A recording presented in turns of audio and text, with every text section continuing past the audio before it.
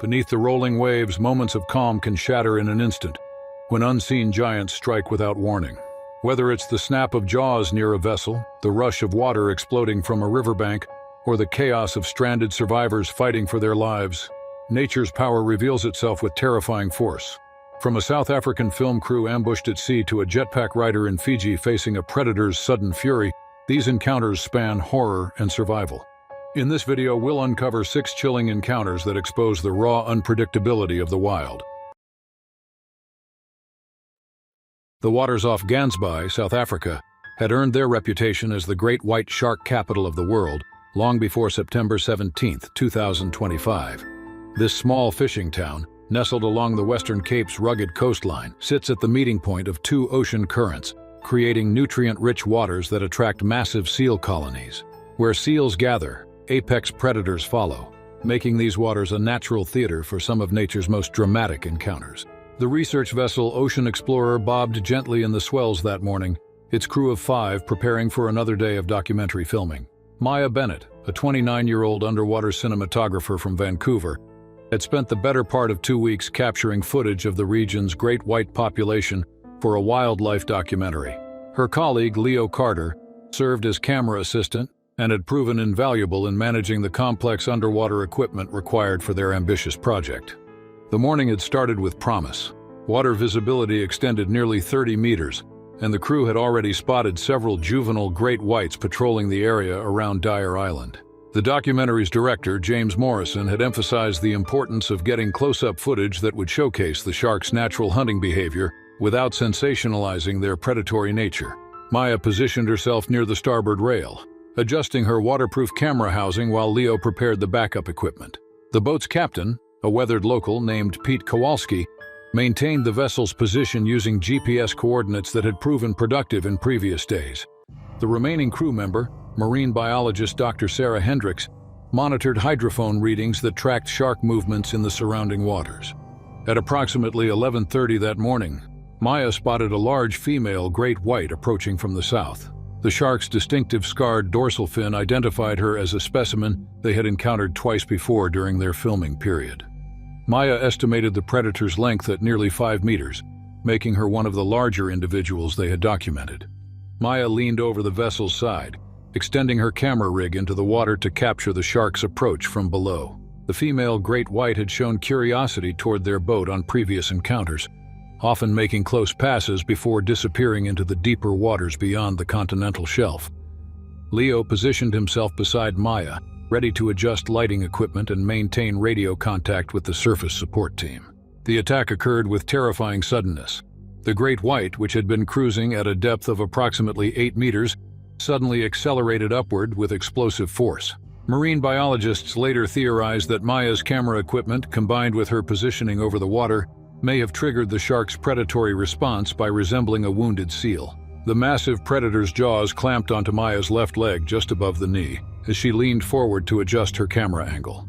The impact lifted her partially from the boat's deck, and her screams of shock and pain alerted the entire crew. The shark's momentum carried both predator and victim partially over the rail, with Maya's upper body remaining on deck while her legs dangled in the water. Leo immediately grabbed Maya's arms, attempting to pull her back aboard while the great white maintained its grip. The predator's powerful tail thrashed violently, sending spray across the deck and making it nearly impossible for Leo to maintain his footing. Pete abandoned the helm and rushed to assist, but the shark's weight and strength made lifting Maya extremely difficult. Dr. Hendricks later reported that the initial attack lasted approximately 45 seconds before the great white released Maya's leg. However, the predator did not retreat as expected. Instead, the massive shark circled the vessel once before launching a second attack, this time targeting Leo as he leaned over the rail attempting to assist Maya.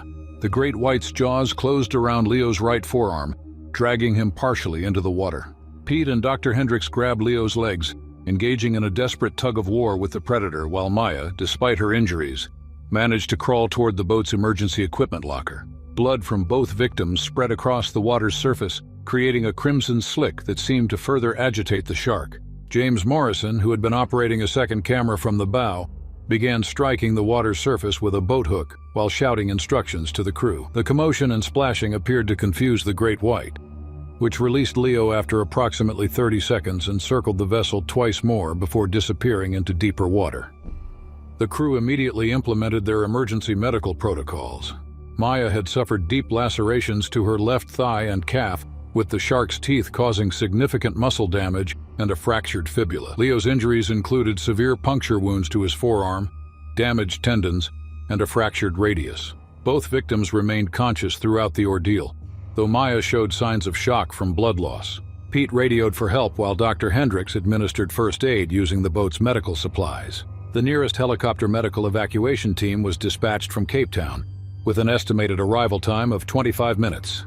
During this period, the crew maintained pressure on the victims' wounds and monitored their vital signs. Maya and Leo were airlifted to a trauma center in Cape Town, where emergency surgeries addressed their injuries.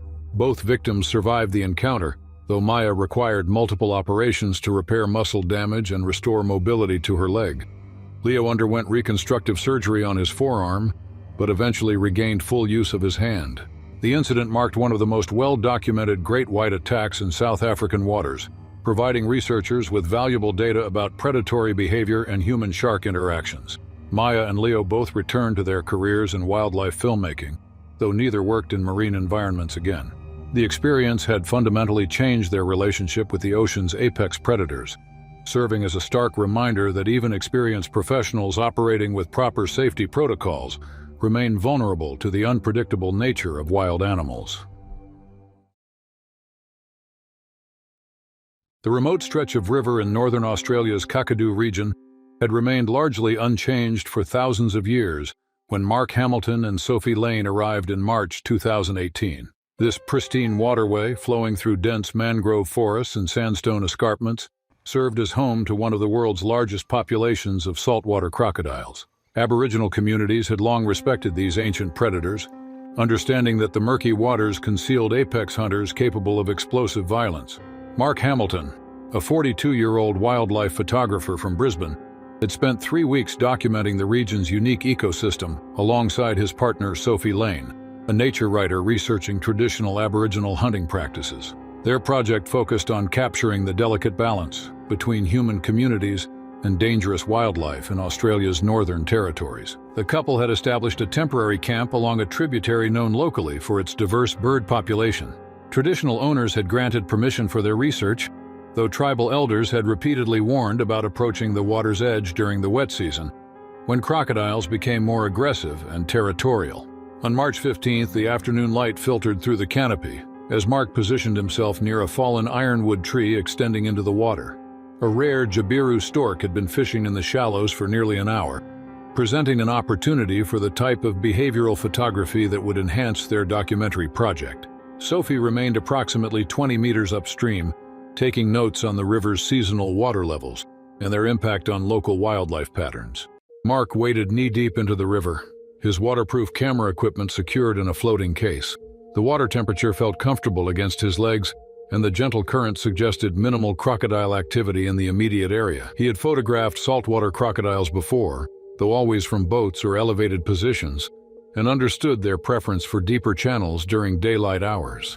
The Jabiru continued its methodical hunting, stabbing at small fish with surgical precision. Mark adjusted his telephoto lens, capturing the bird's reflection in the still water, while maintaining his position near the submerged log. Sophie later reported that she noticed ripples moving against the current approximately 50 meters downstream, but assumed they originated from a submerged branch or debris. The attack occurred without warning at 4:27 that afternoon. A massive saltwater crocodile, later estimated at over 6 meters in length, exploded from the river bottom with devastating force. The predator's jaws clamped around Mark's torso just below his ribcage, its teeth penetrating his wetsuit and puncturing vital organs. The crocodile's momentum lifted Mark completely from the water before dragging him beneath the surface. Sophie witnessed the initial strike from her upstream position and immediately began screaming Mark's name while splashing toward the attack site. The crocodile performed its characteristic death roll, spinning Mark's body underwater while maintaining its crushing grip. Blood rose to the surface in dark clouds, staining the previously clear water a deep crimson. Sophie reached the attack location within seconds but found only disturbed water and Mark's floating camera equipment.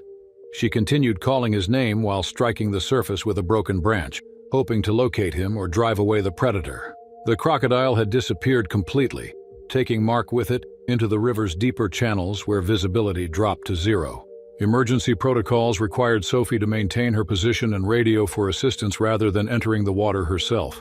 She activated their satellite emergency beacon while continuing to search the surface for any sign of Mark's reappearance. Local rangers had warned that saltwater crocodiles often dragged prey to underwater layers, where victims could remain trapped for extended periods. The first rescue helicopter arrived 45 minutes after Sophie's distress call, followed by a specialized crocodile removal team equipped with underwater sonar equipment. Search teams located Mark's body approximately 200 meters downstream, wedged beneath a submerged log in water, too deep for recovery without professional equipment. Recovery operations continued for 3 hours before divers successfully retrieved Mark's remains. The saltwater crocodile responsible for the attack was never located, though rangers suspected it measured between 6 and 7 meters, based on jaw impressions found on Mark's body. Post-mortem examination revealed that Mark had died from massive trauma to his chest cavity, with the crocodile's initial bite crushing several ribs and puncturing both lungs. Sophie remained in the area for 2 additional days, cooperating with wildlife authorities investigating the incident. She provided detailed accounts of the attack sequence, helping researchers understand the behavioral patterns that led to the encounter. The investigation concluded that Mark had inadvertently positioned himself near a submerged crocodile territory during peak hunting hours. The incident highlighted the extreme danger posed by saltwater crocodiles in their natural habitat, particularly during Australia's wet season when territorial behavior intensifies.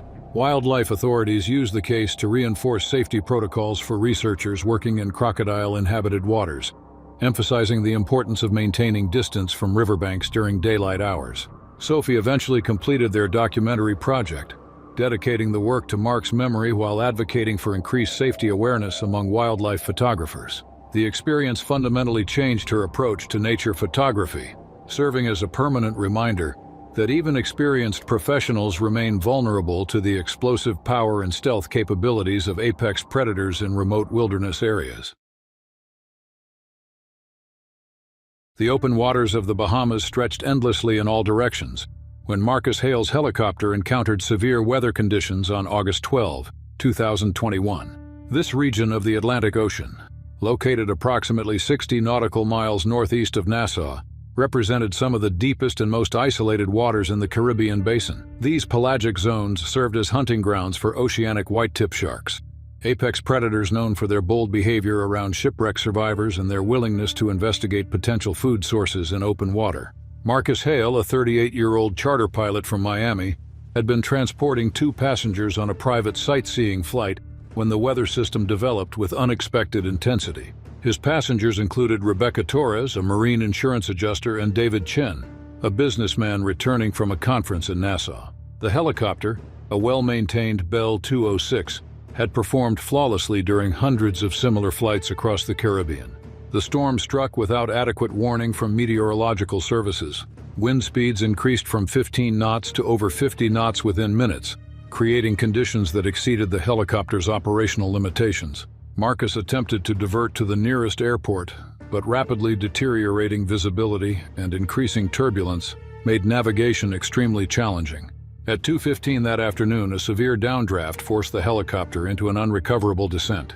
Marcus executed emergency landing procedures, but the aircraft struck the water's surface at high speed, immediately flooding the cabin and forcing all 3 occupants into the churning sea. The helicopter sank within minutes, leaving the survivors clinging to seat cushions and debris in 12-foot swells. Marcus suffered a dislocated shoulder during the crash impact, while Rebecca sustained a head injury that caused intermittent disorientation. David appeared largely uninjured but had limited swimming experience, making him dependent on flotation devices for survival. The group activated 2 emergency beacons before the helicopter disappeared beneath the surface. The survivors spent their first hour in the water, attempting to gather floating debris and establish a makeshift raft using seat cushions and cargo netting. Marcus knew that rescue teams would require several hours to reach their position, making survival a matter of endurance and avoiding marine predators attracted to the crash site. The oceanic white-tip shark appeared approximately 90 minutes after the crash. Marcus spotted the distinctive white-tipped fins circling their position at a distance of roughly 30 meters. Oceanic whitetips, unlike coastal shark species, showed little fear of humans and often investigated potential food sources with aggressive curiosity. The shark's behavior indicated it was testing their group's vulnerability. The initial approach occurred gradually, with the shark making increasingly closer passes around the survivors. Marcus instructed Rebecca and David to remain calm while maintaining their positions on the debris raft. However, the shark's boldness escalated when blood from Marcus's injured shoulder began attracting its attention. The attack happened during the shark's fourth close approach. The oceanic whitetip lunged directly at Marcus, its jaws clamping onto his left thigh just above the knee. The impact separated him from the debris raft, forcing him to fight the predator while treading water in heavy seas. Rebecca and David immediately began splashing and striking the water with pieces of debris, creating noise and commotion designed to discourage the shark. Marcus later reported that the shark's bite felt like being caught in a mechanical vise, with the predator's teeth penetrating his wetsuit and muscle tissue. He struck the shark repeatedly in the eye and gill area while attempting to maintain his position at the surface. The oceanic whitetip held its grip for approximately 20 seconds before releasing him and circling for another approach. The survivors regrouped on their makeshift raft, with Rebecca and David pulling Marcus from the water while monitoring the shark's continued presence. Blood from Marcus's leg wound attracted additional interest from the predator, which made 3 more aggressive approaches over the following hour. Each time, the group successfully repelled the shark through coordinated splashing and noisemaking. Coast Guard rescue helicopters located the survivors approximately 4 hours after receiving their emergency beacon signals. The oceanic whitetip remained in the area during the rescue operation, circling the helicopter's rescue basket as Marcus was lifted from the water. Rebecca and David were recovered without further incident, though both showed signs of exhaustion and mild hypothermia. Marcus received immediate medical attention for deep lacerations to his thigh, punctured muscle tissue, and significant blood loss. Emergency surgery successfully repaired the damaged tissue, though he required extensive physical therapy to regain full mobility. The shark's bite had narrowly missed major arteries, preventing what could have been a fatal injury. The incident provided researchers with valuable data about oceanic whitetip behavior in survival situations. Unlike coastal species that typically investigate and retreat, oceanic whitetips demonstrated persistent interest in potential prey, requiring active deterrent measures from survivors. The case became part of survival training protocols for pilots operating over deep ocean waters. Marcus eventually returned to flying, though he modified his routes to remain closer to coastal areas when possible. The experience reinforced his respect for oceanic predators and the extreme vulnerability faced by survivors in open water environments where escape options remain limited and rescue operations require extended time periods. For decades, the waters around Seal Island near Gansby had drawn wealthy tourists, and on June 8, 2016, Thomas Sterling joined them by chartering a private yacht excursion. This small rocky outcrop, located 8 kilometers from the South African mainland, supported one of the region's largest fur seal colonies. The convergence of nutrient-rich currents created an ecosystem that sustained over 60,000 seals, making it a prime hunting ground for great white sharks during the winter months. Thomas Sterling, a 48-year-old investment banker from London, had planned this South African vacation as a celebration of his recent promotion to senior partner. His wife Margaret and 17-year-old son James accompanied him on what was intended to be a luxury wildlife viewing experience. The family had chartered a 12-meter sports yacht specifically designed for close-range marine observation. Their captain, Heinrich Müller, possessed over 20 years of experience navigating these particular waters and understood the behavioral patterns of both seals and sharks in the area. He had positioned the yacht approximately 200 meters from Seal Island's eastern shore, where seal colonies traditionally entered and exited the water during afternoon feeding periods. The morning had provided excellent viewing opportunities, with the family observing several great white sharks patrolling the island's perimeter. Thomas, an amateur photographer, had captured numerous images of predatory behavior, including 2 successful seal hunts that demonstrated the shark's explosive hunting techniques. Margaret and James remained safely within the yacht's cabin area, while Thomas positioned himself near the bow for optimal photography angles. At 1:45 that afternoon, Thomas noticed a large female great white shark approaching a group of seals directly below their position.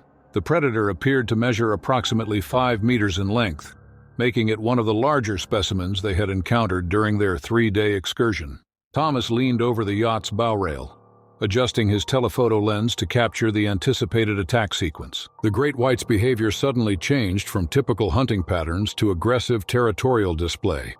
Marine biologists later theorized that the yacht's white hull and Thomas's position over the water may have triggered a defensive response, with the shark perceiving their vessel as a competing predator encroaching on its hunting territory. The attack occurred with devastating suddenness.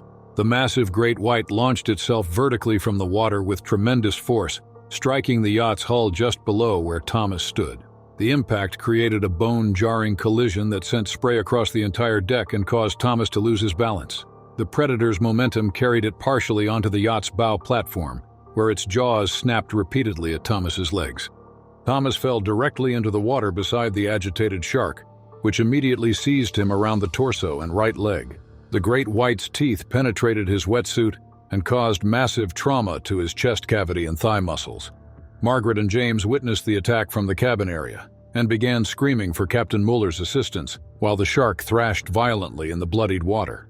Captain Muller immediately cut the yacht's engines and retrieved emergency equipment from the bridge locker. Margaret and James threw life preservers toward Thomas while striking the water's surface with boat hooks and flares. The commotion appeared to confuse the great white, which maintained its grip on Thomas for approximately 30 seconds before releasing him and circling the yacht. The family worked together to pull Thomas aboard using rope ladders and flotation devices, though his injuries made lifting extremely difficult. Captain Muller radioed emergency medical services, while Margaret applied pressure to Thomas's wounds using towels and first aid supplies. Blood loss was extensive, and Thomas showed signs of severe shock from his injuries. The great white remained in the immediate area for several minutes after the attack, circling the yacht and displaying continued aggressive behavior. Captain Muller decided against attempting to leave the area immediately, fearing that engine vibrations might provoke another attack. Instead, the crew waited until the predator moved away from their position before beginning emergency transit to the nearest harbor. Emergency medical teams met the yacht at Kleinby Harbor, where Thomas was immediately transferred to a helicopter transport bound for Cape Town's trauma center. Despite aggressive medical intervention, Thomas succumbed to his injuries during the flight, having lost too much blood from the extensive damage to his torso and leg. Margaret and James provided detailed accounts of the attack sequence to wildlife authorities investigating the incident. Their testimony helped researchers understand the circumstances that led to such unusual aggressive behavior from a great white shark. The investigation concluded that the combination of territorial hunting behavior and the yacht's positioning near active seal colonies created conditions for a defensive attack. The incident resulted in modified safety protocols for yacht operators working near Seal Island during peak hunting seasons. Tour companies implemented minimum distance requirements and restricted passenger movement during active shark viewing periods. The Sterling family's experience became part of safety training programs designed to prevent similar tragedies. Margaret eventually established a foundation dedicated to marine safety education, using Thomas's experience to promote responsible wildlife tourism practices. The organization worked with South African authorities to develop guidelines that balanced tourist access with predator safety, ensuring that future visitors could observe great white sharks without exposing themselves to unnecessary risk. The morning swells in the Florida Keys promised perfect surfing conditions when Ethan Morales paddled out on September 3, 2019. This section of the Atlantic Ocean, where the Gulf Stream approaches the Florida Reef System, created unique wave formations that attracted experienced surfers from across the Caribbean. The deep waters just beyond the reef also served as hunting grounds for pelagic species, including billfish that rarely interacted with surface activities. Ethan Morales, a 29-year-old professional surf instructor from Key West, had been riding these particular waters for over 15 years. His intimate knowledge of local conditions and marine life made him a respected figure among the Keys surfing community. That morning, he had chosen a break known locally for its consistent waves and relatively isolated location. The reef system extending from the Florida Keys represented one of North America's most diverse marine ecosystems. Warm Gulf Stream waters supported large populations of baitfish, which in turn attracted predatory species including marlin, sailfish, and swordfish. These billfish typically remained in deeper waters during daylight hours, making encounters with surface activities extremely rare. Ethan launched his 11-foot longboard from a small beach access point, paddling approximately 400 meters offshore to reach the primary break. Water visibility exceeded 20 meters, and he could observe schools of yellowtail snapper and parrotfish moving across the reef below. Several other surfers had already established positions along the reef line, taking advantage of the morning's favorable wind conditions. The waves arrived in consistent sets every 12 to 15 minutes, providing ample opportunity for extended rides across the reef's shallow sections. Ethan caught his first wave shortly after sunrise, carving smooth turns while the morning light created optimal photography conditions for fellow surfers, documenting the session from nearby boats. By 9:30 that morning, Ethan had completed several successful rides and was paddling back to the lineup when he noticed unusual activity in the water column below. Large schools of ballyhoo and sardines appeared agitated, forming tight defensive formations that typically indicated the presence of predators. However, the behavior seemed more intense than typical reef fish activity. The swordfish attack occurred while Ethan straddled his board, waiting for the next wave set. A large adult swordfish, estimated at over 3 meters in length, had been pursuing baitfish schools when Ethan's board movements apparently triggered a defensive strike. The fish launched itself vertically from a depth of approximately 8 meters, its distinctive bill aimed directly at what it perceived as a threat. The swordfish's bill penetrated Ethan's right side just below his ribcage, creating a puncture wound that extended several inches into his torso. The impact knocked him from his surfboard and into the churning water, where blood immediately began attracting attention from reef fish. Pain from the wound made swimming difficult, and Ethan struggled to reach his floating board while the swordfish thrashed nearby. Fellow surfers Jessica Martinez and Tony Williamson witnessed the attack from positions approximately 50 meters away.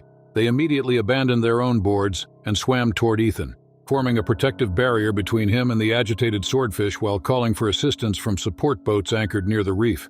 The swordfish, apparently disoriented by its aggressive strike, continued to move erratically around the attack site for several minutes. Jessica and Tony used their boards as shields while pulling Ethan toward shallow water, where the large billfish could not follow. Other surfers in the area created noise and commotion, designed to discourage further aggressive behavior from the predator. Ethan remained conscious throughout the incident but showed signs of shock from blood loss and trauma. The swordfish's bill had fractured his 9th rib and caused significant damage to the surrounding muscle tissue. Emergency medical protocols required immediate evacuation to a trauma center, equipped to handle penetrating abdominal injuries. A Coast Guard rescue helicopter reached the scene within 25 minutes of the initial distress call. Ethan was extracted from the water using standard rescue procedures and transported directly to a trauma center, where emergency surgeons addressed his internal injuries. The operation successfully repaired damaged tissue and prevented complications from potential infection. Recovery required 3 weeks of hospitalization, followed by extensive physical therapy to restore core muscle function. The swordfish's strike had narrowly missed vital organs, though Ethan experienced reduced mobility and chronic pain for several months after the incident. Medical specialists noted that billfish attacks on humans represented extremely rare occurrences, typically resulting from defensive behavior rather than predatory intent. The incident provided marine biologists with valuable data about swordfish behavior in shallow reef environments. Research suggested that the fish's aggressive response resulted from territorial defense rather than mistaken identity, with the surfboard's movement patterns triggering protective instincts normally reserved for competing predators or threats to feeding areas. Ethan eventually returned to surfing, though he modified his approach to avoid areas with high concentrations of baitfish activity. The experience enhanced his understanding of marine ecosystem interactions and reinforced his respect for the unpredictable nature of pelagic species. His recovery story became part of water safety education programs throughout the Florida Keys, helping other surfers recognize potential hazards in seemingly benign conditions.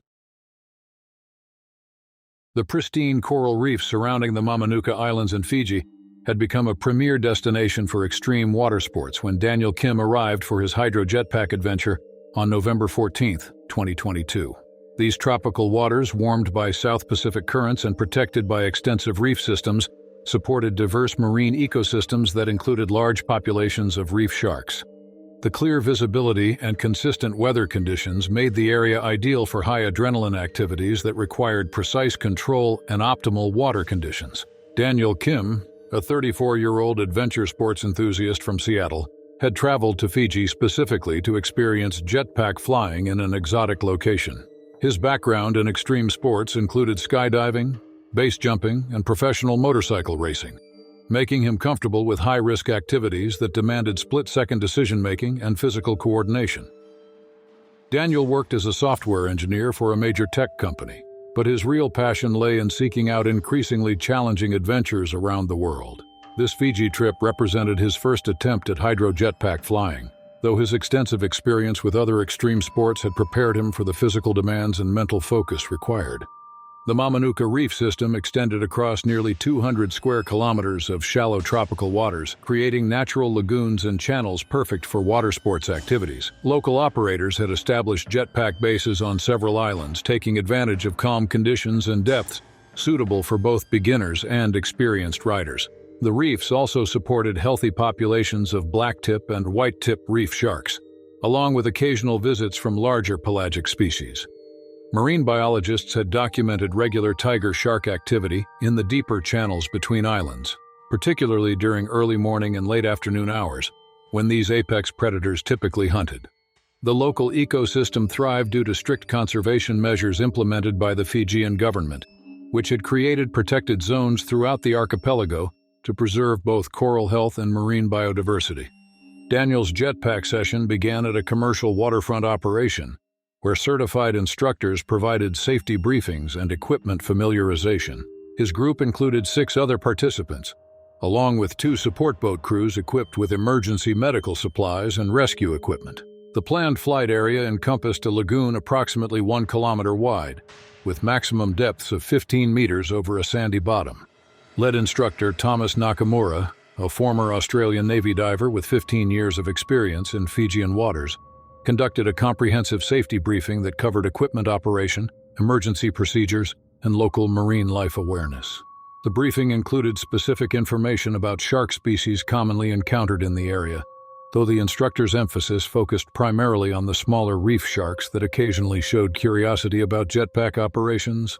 Weather conditions that morning were optimal for jetpack activities, with light winds, calm seas, and visibility exceeding 30 meters underwater. The water temperature held steady at 28 degrees Celsius, comfortable for extended sessions even with minimal wetsuit protection.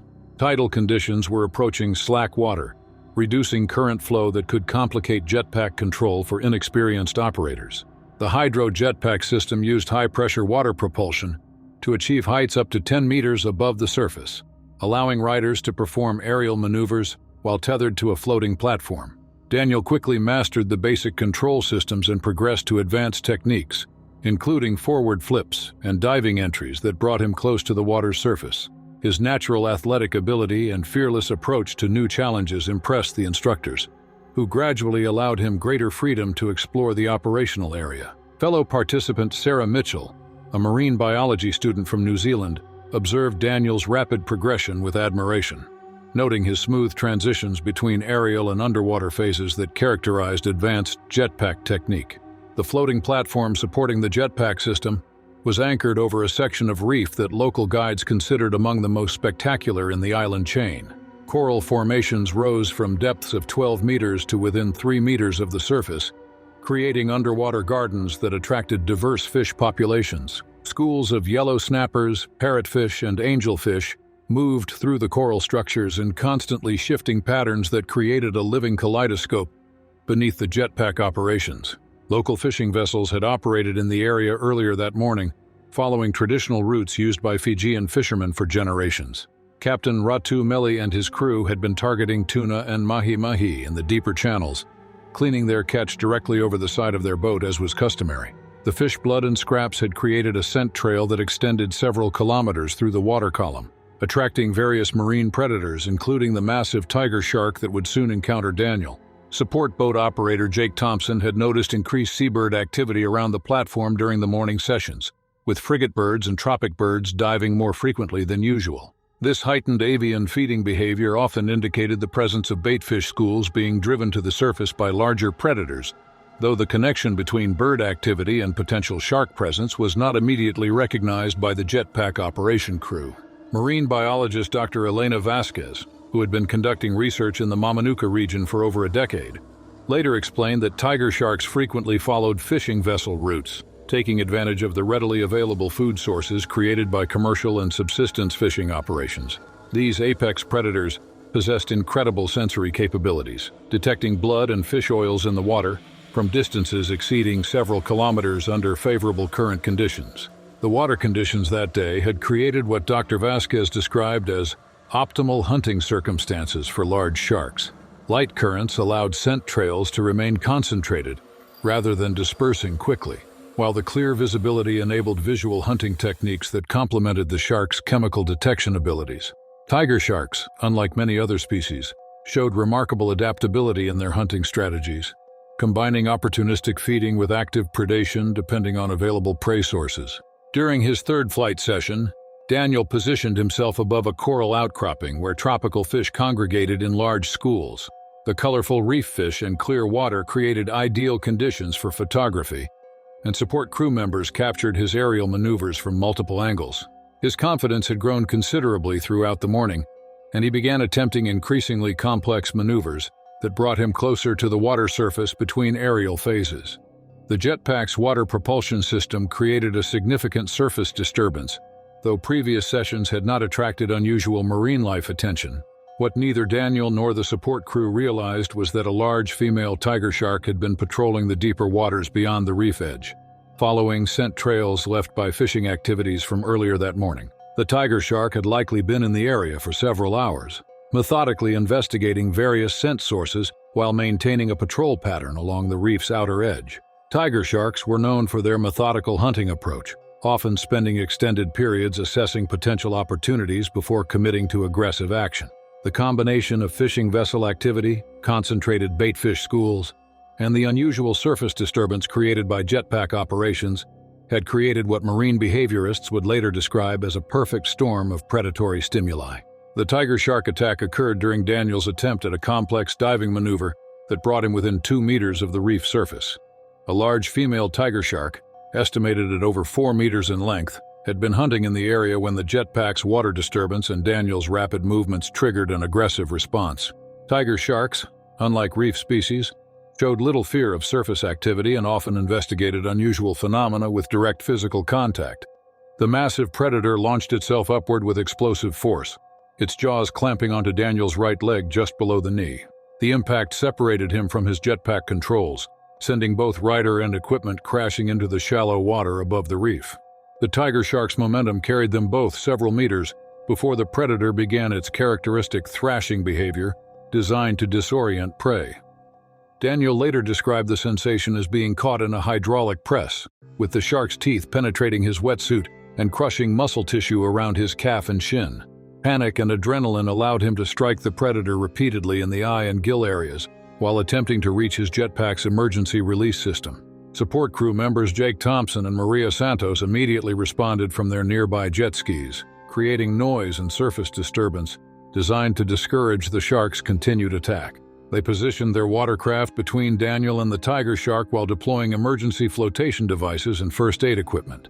The tiger shark maintained its grip for approximately 40 seconds before releasing Daniel and circling the area with continued interest. Daniel managed to activate his jetpack's flotation system, keeping him at the surface while the support crew evaluated his injuries and the shark's behavior. Blood from his leg wound appeared to further stimulate the predator's interest, requiring active deterrent measures from the rescue team. Jake and Maria successfully extracted Daniel from the water, using specialized rescue equipment designed for water sports emergencies. The tiger shark remained in the immediate area throughout the rescue operation, displaying the persistent behavior characteristic of the species when investigating potential food sources. Support boats maintained protective positions around the rescue site until medical evacuation could be completed. Emergency medical teams transported Daniel to a trauma center, where surgeons addressed deep lacerations to his right leg, damaged tendons, and a hairline fracture to his fibula.